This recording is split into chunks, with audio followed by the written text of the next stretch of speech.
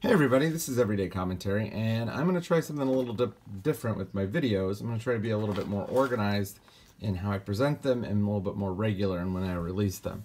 So the first knife that I want to take a look at under a slightly new format is this knife. And this knife is the CRKT Pilar, and this is the premium Pilar, but this is the premium Pilar with the S35VN steel. And so before we get into it, I just want to give you a little bit of information about the knife. The blade is just over 2 inches long, or actually the cutting edge is just over 2 inches long. And the knife weighs in at just around 3 ounces. It's actually 3.04 ounces. And as you can see, this side is carbon fiber, this side is stainless steel, and the blade steel, as I mentioned before, is S35VN, which is a very, very good blade steel, and certainly the best blade steel that's ever been on a CRKT. This knife came out after the original premium Pilar, which came out in 12C27 Sandvik steel. That's roughly equivalent to AUS 8, and it was not well received.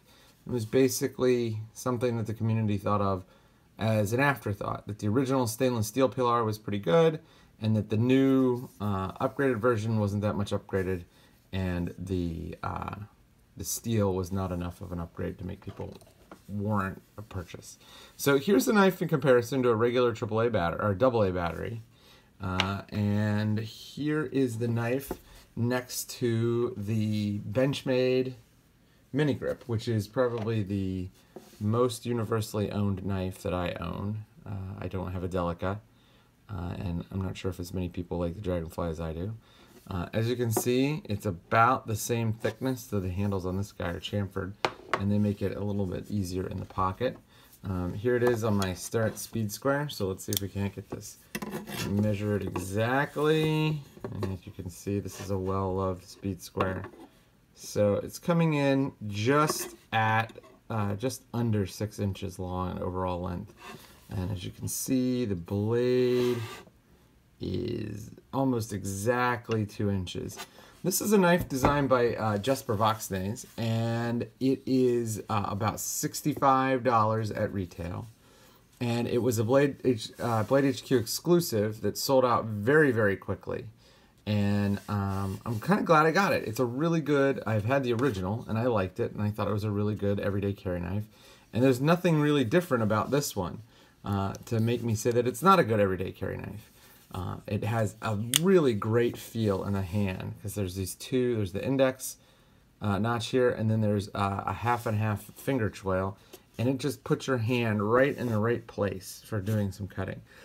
It's sort of a Warncliffey cleaver style blade, but there's enough of a belly here to do some good roll cuts, as you can see. And it still has enough of a point that if you need to, you can stab or pierce something like a box or piece of tape to get started. I really like the knife. I do think that the blade is a little thicker than necessary. As you can see, it's right at as you can see now, it's just over 1/8 of an inch thick. So that's a lot of blade steel to shrink down to a cutting edge. So one concern that I have that I'll have to see once I use the knife more extensively, I just got it on Friday and I'm filming this on Saturday, is that it might not get down to sharp enough cutting edge. One reason I think it might, or two reasons, is first of all, there's this long main grind, and then as you can see here, the primary cutting edge is actually pretty thick. So they can do a lot with those two things to get something to be sharp, and I don't think this is ever going to be a slicer, but you know what I mean. Overall, I really like the knife. There are a couple things that I'll point out that I don't like. So they redid this inside portion here where the lock bar is disengaged, and the end result is this stuff is pretty sharp. The scallops create points, and they're right where the fat of your thumb goes on, so that's gonna be something that's sort of an irritant over time. The other thing is these 3 reliefs cut into the lock bar. They make it hard to really grip the knife to flick it open. You can do it, but you have to be really conscious about it because your hands are going to hit these. And they've been rounded or touched up a little bit with some sort of abrasive, but they're still kind of pokey. Other than those two things and the thickness of the blade stock, there's really nothing I dislike about this knife. This is a really, really solid knife. And if you get a chance, you should pick one up. Like I said, I think they're a Blade HQ exclusive, and they're not terribly expensive.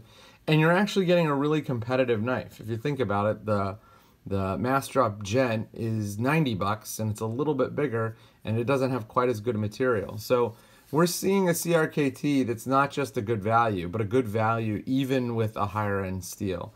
And so it's very nice to see that, and it's really exciting to think about a future in which CRKT is releasing premium knives that still have that value that they're known for. So when you get a chance, go over on the website, take a look, see if I've done the review. Hopefully I'll get the review up relatively soon. But until then, this is the CRKT Pilar, and it's the premium Pilar with the S35VN blade steel.